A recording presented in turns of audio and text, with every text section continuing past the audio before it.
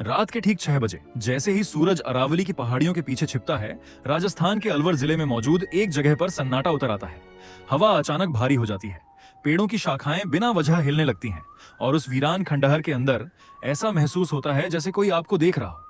ये है भानगढ़ फोर्ट, एक ऐसा किला जिसे भारत की सबसे रहस्यमयी और डरावनी जगहों में गिना जाता है।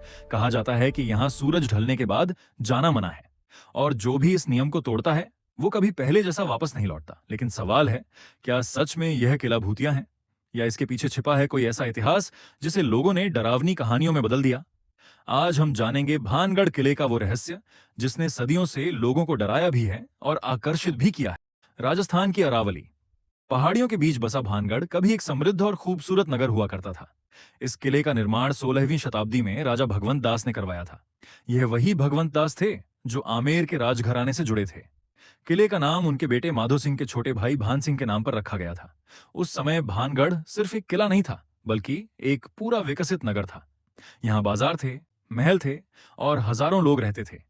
दिन में यहाँ चहल पहल रहती थी, व्यापार होता था, राजसी समारोह होते थे। लेकिन फिर कुछ ऐसा हुआ जिसने इस पूरे नगर को वीरान बना दिया। राजकुमारी रत्नावती भानगढ़ की सबसे चर्चित कहानी जुड़ी है राजकुमारी रत्नावती से। कहा जाता है कि रत्नावती बेहद सुंदर थीं। उनकी सुंदरता की चर्चा दूर दूर तक होती थी। कई राज्यों के राजकुमार उनसे विवाह करना चाहते थे, लेकिन इसी दौरान एक व्यक्ति था जो उनसे प्रेम नहीं बल्कि जुनून की हद तक आसक्त था। उसका नाम था सिंघिया। वो एक तांत्रिक था। कहा जाता है कि उसे काला जादू आता था और वो किसी भी कीमत पर राजकुमारी को पाना चाहता था। एक दिन राजकुमारी की दासी बाजार में इत्र खरीदने गई। सिंघिया ने मौका देखकर उस इत्र पर जादू कर दिया। उसका इरादा था कि जैसे ही राजकुमारी उस इत्र को लगाएंगी, वो उसके वश में आ जाएंगी। लेकिन राजकुमारी बेहद बुद्धिमान थीं। उन्होंने तांत्रिक की चाल समझ ली। उन्होंने इत्र की शीशी उठाकर पास की चट्टान पर फेंक दी। कहानी के अनुसार वो चट्टान तुरंत लुढ़कती हुई सिंघिया की तरफ गई और उसे कुचल दिया। मरते मरते सिंघिया ने भानगढ़ को श्राप दिया। उसने कहा, यह नगर जल्द ही बर्बाद हो जाएगा, यहां रहने वाला कोई भी जीवित नहीं बचेगा और उनकी आत्माएं हमेशा यहीं भटकती रहेंगी। अध्याय 4। श्राप का असर। कुछ समय बाद भानगढ़ पर हमला हुआ। युद्ध इतना भयानक था कि हजारों लोग मारे गए। राजकुमारी रत्नावती भी जीवित नहीं बची। धीरे धीरे पूरा नगर उजड़ गया। जहां कभी रौनक थी, वहां सन्नाटा छा गया। महल खंडहर बन गए, बाजार वीरान हो गए और लोगों ने कहना शुरू किया, भानगढ़ श्रापित है। भानगढ़ से जुड़ी एक और कहानी भी मशहूर है। कहा जाता है कि यहां एक साधु रहते थे, बाबा बालूनाथ। जब राजा ने किला बनवाने की इच्छा जताई तो बाबा ने एक शर्त रखी। उन्होंने कहा, किले की परछाई कभी मेरी तपस्थली पर नहीं पड़नी चाहिए। अगर ऐसा हुआ तो पूरा नगर नष्ट हो जाएगा।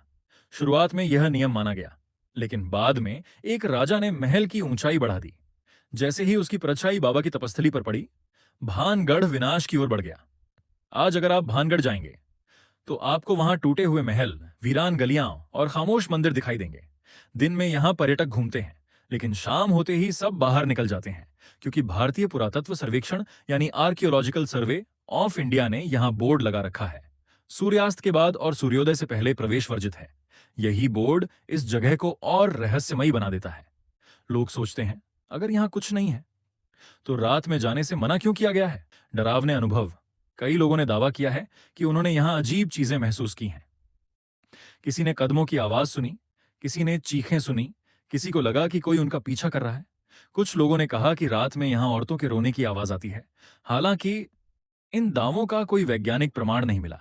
फिर भी जब आप उस वीरान किले के बीच खड़े होते हैं, चारों तरफ खामोशी होती है और हवा अचानक ठंडी पड़ जाती है, तो डर अपने आप महसूस होने लगता है।